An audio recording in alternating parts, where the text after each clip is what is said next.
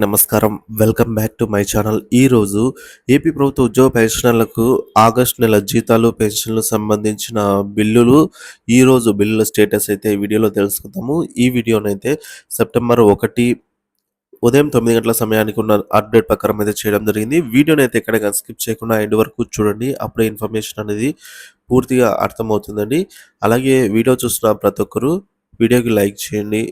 వీడియోని తోటి ఉద్యోగ మిత్రులతో అయితే షేర్ చేయండి. ఉద్యోగ పెన్షనర్స్‌తో కొత్తగా మన ఛానల్ చూస్తున్నవారు ఇంకా సబ్స్క్రైబ్ చేసుకోనట్లయితే దయచేసి మన ఛానల్‌ని అయితే సబ్స్క్రైబ్ చేసుకోండి. దీని ద్వారా నేను చేసే లేటెస్ట్ వీడియోస్ అన్నీ మీ వరకు రీచ్ అవుతాయి. ఎప్పటిలాగే ఆగస్టు నెలకు సంబంధించి జీతాలు, పెన్షన్‌లు పూర్తి స్థాయిలో జమ అయ్యే వరకు అప్డేట్స్ అయితే ఇస్తూనే ఉంటాను. ఇక ఆలస్యం చేయకుండా వీడియోలోకైతే వెళ్ళిపోదాము. ఫ్రెండ్స్, ఏదైతే నిన్నటి రోజున మనకు జీతాలు మరియు పెన్షన్ బిల్లు ఉన్నాయో, ఏ స్థితిలో ఉన్నాయో అదే స్థితిలోనే ఉన్నాయని చెప్పొచ్చండి. ఎందుకంటే యాక్చువల్‌గా ఆగస్టు 31 లోపల మనకు బిల్లులనేవి ఆర్‌బీఐ ఈ-కుబేర్ స్టేజ్‌కి మూవ్ అయినట్లయితే అటువంటి బిల్లులన్నీ కూడా సెప్టెంబర్ 1 తేదీ కల్లా క్రెడిట్ అవుతాయన్నమాట. కానీ ఆగస్టు 31న మనకు ఈ బిల్స్ అనేవి వెయిటింగ్ ఫర్ ఫండ్ క్లియరెన్స్‌లోనే ఉన్నాయి. సో, ఈ కుబేర్‌కైతే రాలేదు. అంటే ఈరోజు జమ అవ్వడము దాదాపుగా లేనట్టే. అంటే ఒకవేళ ఆర్‌బీఐ కుబేర్‌కి వెళ్ళినా మాత్రమే జమ అయ్యేదానికి అవకాశం ఉంది. లేదంటే మనకు 10 గంటల తర్వాత 10 ఏఎం తర్వాత అప్డేట్ ఏమైనా ఉంటే మళ్ళీ చెప్తానండి. సో, ఇప్పటివరకు చూసుకున్నట్లయితే కొన్ని బిల్లు స్టేటస్ అయితే చెక్ చేయడం జరిగింది. సో, వాటిలో ఏవేవి ఈ కుబేర్‌కెళ్ళాయి, ఏవైనా ఈ కుబేర్‌కి వెళ్ళాయా, లేదంటే వెయిటింగ్ ఫర్ ఫండ్ క్లియరెన్స్ స్టేజ్‌లోనే ఉన్నాయా, ఒకవేళ ఈరోజు జమ అయ్యే బిల్లులు ఏమైనా ఉన్నాయా అనేది ఇప్పుడు చూద్దాము. ఫ్రెండ్స్, ఇక్కడ చూడొచ్చు.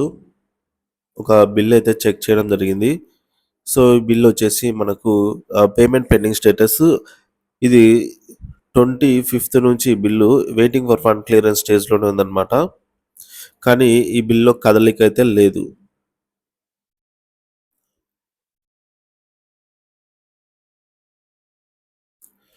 ఫ్రెండ్స్, ఇక్కడ మనం చూస్తున్నాము అన్ని ఏపీ స్టేట్ వైడ్ అన్ని ట్రెజరీలలో అన్ని ట్రెజరీలలో బిల్లులన్నీ కూడా ఇంకా వెయిటింగ్ ఫర్ ఫండ్ క్లియరెన్స్ స్టేజ్‌లోనే ఉన్నాయండి. బిల్లులలో కదలిక అయితే రావాల్సి ఉంది. 10 ఏఎం తర్వాత ఏమైనా కదలిక ఉన్నట్లయితే వీడియో చేయడం జరుగుతుంది. సో, మరొక బిల్లు 2024 1263,515 సాలరీ బిల్ అనేది ఉద్యోగులు ఎంప్లాయీస్ సంబంధించి బిల్ ఇది. సో, ఈ బిల్లు కూడా మనకు వెయిటింగ్ ఫర్ ఫండ్ క్లియరెన్స్ స్టేజ్‌లోనే ఉంది. ఇంకా మరొక బిల్ అయితే చెక్ చేయడం జరిగింది. సో, ఇలాగా అన్ని బిల్లులన్నీ కూడా పేమెంట్ పెండింగ్ స్టేటస్ వచ్చేసి వెయిటింగ్ ఫర్ ఫండ్ క్లియరెన్స్ స్టేజ్‌లోనే అయితే ఉండడం జరుగుతుందన్నమాట. సో, ఈ విధంగా మనం చెక్ చేయొచ్చు. సో, ఇది మరొక సాలరీ బిల్ అండి. సో, ఈ బిల్లు కూడా మనకైతే వెయిటింగ్ ఫర్ ఫండ్ క్లియరెన్స్ అనేది చూపిస్తోంది.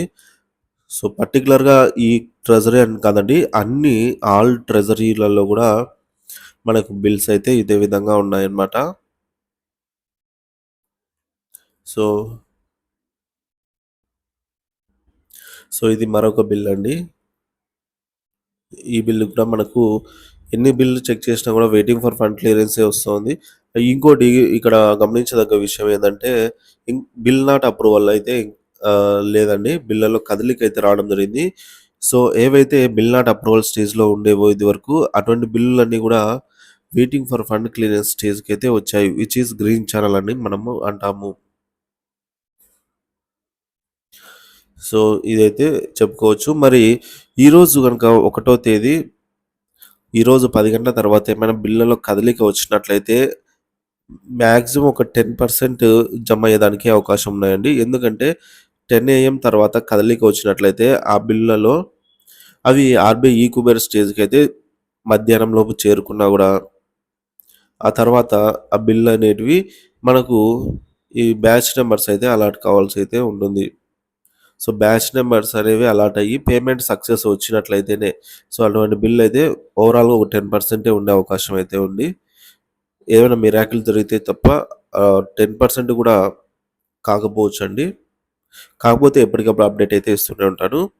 సో, మీ బిల్ కూడా స్టేటస్ చెక్ చేసి మీకు డబ్ల్యూఎఫ్‌సి వెయిటింగ్ ఫర్ ఫండ్ క్లియరెన్స్ స్టేజ్‌లో ఉందా? లేదంటే ఈ కుబేర్‌కేమైనా వెళ్ళిందా అనేది ఒకసారి కామెంట్ అయితే చేయండి. సో, ఇదే విధంగా ఇది సాలరీ బిల్ అండి. సెప్టెంబర్ 3వ తేదీన మనకు ఆర్‌బీఐ నిర్వహించబోయే ఆహ్, స్టేట్ గవర్నమెంట్ సెక్యూరిటీస్ బాండ్లలో మనకు 4,000,00,00,000 అప్పుకైతే ఇంటెండ్ పెట్టిందండి ఏపీ ప్రభుత్వము. సో, ఆల్రెడీ 3,000,00,00,000 రూపాయలైతే 27థ్ ఆగస్ట్ తీసుకోవడం జరిగింది. ఇక సెప్టెంబర్ 3 మరొక 4,000,00,00,000 అన్నమాట. సో, ఈ మొత్తము ఈ అమౌంట్‌లో మాక్సిమం ఉన్నా గూడా ఈ అమౌంట్‌లో సంబంధించి కొంత అమౌంట్ అయితే ఈరోజు జమ కావాల్సి అయితే ఉందండి యాక్చువల్‌గా. సో, మరి చూద్దాము. ఒకవేళ అమౌంట్ ఏమైనా జమ అవుతుందా? లేదంటే ఇంక మనము రెండో తేదీ ఈ అమౌంట్ జమ అయినట్లయితే ఇంక మూడో తేదీ ఈ అమౌంట్ వచ్చే వరకు వెయిట్ చేయాల్సయితే ఉంటుందండి. సో, ఈ విధంగా చూసుకున్నట్లయితే ఒక సెప్టెంబర్ 5 వరకు గూడా అయ్యే అవకాశం ఉంది. ఎనీవే ఎప్పటికప్పుడు రియల్ టైమ్ అప్డేట్స్ కోసం మన ఛానెల్ అయితే వాచ్ చేస్తూ ఉండండి. ఇక్కడ మరొక బిల్లు చూసుకోవచ్చు. 2024 1266,854 ఈ బిల్లు డబ్ల్యూఎఫ్‌సిలోనే ఉంది. సో, ఈ విధంగా 1274,915 బిల్ కూడా డబ్ల్యూఎఫ్‌సినే ఉంది. సో, ఇది 1317,352 బిల్ కూడా మనకు వెయిటింగ్ ఫర్ ఫండ్ క్లియరెన్స్ స్టేజ్‌లోనే ఉంది. మరొక బిల్లు 1255,961 బిల్. ఈ బిల్ కూడా మనకు అన్ని బిల్లులు డబ్ల్యూఎఫ్‌సిలోనే ఉన్నాయండి. ఇంకా నయము బిల్ నాట్ అప్రూవల్ స్టేజ్‌లో అయితే లేవు. అదొకటి చెప్పుకోదగ్గ విషయం అండి. సో, అయితే జమ అవుతాయి. కాకపోతే బల్క్‌గా జమ అవుతాయండి. లైక్ వన్ డేనే 70% కూడా జమ కావచ్చు. అది సెప్టెంబర్ 2వ తేదీ అయితాయా? లేదంటే సెప్టెంబర్ 4వ తేదీ అవుతాయా అనేది తెలీదు గానీ, ఒకే రోజు 70% వరకు కూడా బిల్స్ అయితే జమ అవుతాయన్నమాట. ఎందుకంటే ఆల్‌మోస్ట్ అన్ని బిల్లులు వెయిటింగ్ ఫర్ ఫండ్ క్లియరెన్స్ స్టేజ్‌లోనే ఉన్నాయి. జస్ట్ నిధులు వచ్చినట్లయితే ఫాస్ట్‌గా జమ అయ్యేదానికి అవకాశం ఎక్కువగా ఉంది. ప్లస్ ఒక అలర్ట్ ఏందంటే, వర్షాలు ఎక్కువగా పడుతున్న నేపథ్యంలో విద్యుత్ ప్రమాదానికి గురి కాకుండా ప్రజలైతే అప్రమత్తంగా ఉండాలని జెప్పేసి విద్యాశాఖ అధికారులు తెలియజేస్తున్నారండి. ఇప్పుడు వర్షాకాలం గాబట్టి మనము ఏమేం చేయకూడదో ఇప్పుడు చూద్దాము. జాగ్రత్తలు తీసుకోవాలి. తడిసిన కరెంటు స్తంభాలనైతే ముట్టుకోకూడదు. మాక్సిమం బయటికైతే వెళ్ళకండి. అత్యవసరమైతే తప్ప ఇంట్లో నుంచి బయటికైతే వెళ్ళకండి. ఇక తడిసిన చేతులతో స్టార్టర్‌లు గాని, మోటార్‌లు గాని పట్టుకోవద్దండి. స్విచ్‌లు గూడా ఈవెన్ గోడ స్విచ్‌లలో గూడా లైట్‌గా కరెంట్ పాస్ అవ్వచ్చు. ఈ ఏదైతే నెమ్ము చేరుకొని ఉంటుందో సో, దానివల్ల ఫస్టు మనకు ఆహ్, డైరెక్ట్ చేత్తో గాకుండా ఏదైనా ప్లాస్టిక్ వస్తువుతో గాని ఆన్ చేయడానికి ట్రై చేయండి. లేదంటే మీ దగ్గర టెస్టర్ ఉన్నట్లయితే టెస్టర్ ఒకసారి దానికి పెట్టండి. లైట్ ఏమైనా వచ్చింది అంటే గనక అస్సలు ముట్టుకోకండి. ఈ విధంగా విద్యుత్ లైన్‌లకు తగులుచున్న చెట్లను గూడా ముట్టుకోకూడదు.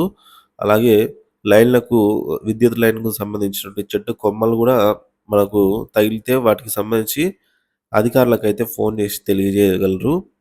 పార్కుల్లో గాని, స్టేడియంలో గాని విద్యుత్ స్తంభాలను ముట్టుకోకూడదు. ఇంట్లో ఉన్న స్విచ్ బోర్డ్‌లను తడి చేతులతో అయితే ముట్టుకోవద్దండి. ఒకవేళ మీ దగ్గర టెస్టర్ ఉంటే ఒకసారి టెస్టర్ పెట్టి చెక్ చేయండి. సో, డైరెక్ట్ చేత్తో గాకుండా ఏదైనా ఒక వస్తువుతో ఆన్ జేయండి స్విచెస్. బయటకు పెట్టిన లైట్‌లను నీళ్ళతో తడవకుండా జూసుకోవాలి. వాటర్ పడకుండా. అవి గనుక ఆన్‌లో ఉండి వాటర్ పడితే అక్కడ చాలా సర్క్యూట్ అవుతుంది. కరెంట్ అనేది ఆ వాల్‌కంతటికి కరెంట్ అయితే వ్యాపించొచ్చు. కరెంట్‌కి సంబంధించినటువంటి వస్తువులను తడి చేత్తో ముట్టుకోకూడదు. చిన్న పిల్లలను ముఖ్యంగా కరెంటు వస్తువుల వద్దకైతే రాకుండా చూసుకోవాలి. క్వార్టర్‌లలో ఉతికిన బట్టలు ఇనుప తీగలపై అయితే వేయకూడదండి. ఇక గాలి, దుమారం, వర్షం వల్ల తెగిన విద్యుత్ వైర్లను గూడా పట్టుకోవద్దు. సో, ఇటువంటి జాగ్రత్తలైతే అందరికీ తెలిసిందే. కాకపోతే ఒకసారి అలర్ట్ చేయడం కోసం తెలియని వాళ్ళ కోసమే చెప్తున్నామండి. సో, ఇంట్లో ఉన్న వాటర్ హీటర్ యొక్క స్విచ్ ఆఫ్, ఆన్ ప్లగ్ తీసిన తర్వాతనే నీళ్ళల్లో చేతులు పెట్టాలండి. సో, బకెట్‌లో నీళ్ళలో అయితే డైరెక్ట్‌గా చేతులు పెట్టకూడదు. ఉరుములు, మెరుపులతో కూడిన వర్షం పడేటప్పుడు డిస్‌కనెక్షన్‌లు ప్లగ్ అయితే పిన్ను తీసేయండి బ్యాక్ సైడ్ టీవీకి. ఇక వర్షం పడుతున్నప్పుడు టీవీ, ఫ్రిడ్జ్, కంప్యూటర్ యొక్క స్విచ్‌లను ఆఫ్ చేసుకొని లేనిచో వైర్ షార్ట్ సర్క్యూట్ అయ్యే అవకాశం అయితే ఎక్కువగా ఉంటుంది. సో, ఇదే విధంగా కరెంట్ లైన్‌ల కోసం సెల్ ఫోన్‌లో మాట్లాడకూడదు. సో, కరెంట్ లైన్‌లు పైన కరెంట్ తీగలున్నప్పుడు మనం దాని కింద నిలబడుకొని ఫోన్‌లో మాట్లాడకూడదు. ఇంట్లోకి వచ్చే సర్వీస్ వైర్ ఏమైనా డ్యామేజ్ అయినచో సంబంధిత అధికారులకు జేఎల్ఎం లేదా ఏఎల్ఎం, ఎల్ఎం లేదా ఏఈ దృష్టికైతే తీసుకొనెళ్ళాలి. సో, ఈ సూచనలందరికీ తెలియజేయండి. సో, ఇది ఫ్రెండ్స్ ఆగస్టు నెలకు సంబంధించిన జీతాలు, పెన్షన్ బిల్లు, తాజా సమాచారంతో మళ్ళీ మీ ముందుకైతే వస్తాను. అంతవరకు సెలవు. Thank you for watching this video.